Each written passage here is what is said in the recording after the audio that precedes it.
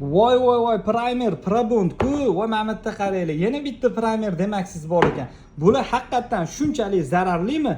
Har doim Banfilda kraska ko'chib chiqadigan bo'lsa, faqatgina shu primer aybdor bo'ladi.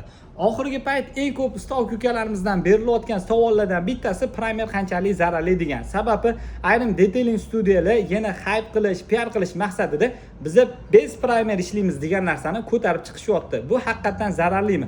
Shu narsalar menga juda ham qiziq bo'lyapti. Stok ukalarimiz ham fikri juda ham bo'linishiga sababchi bo'lib qolgan.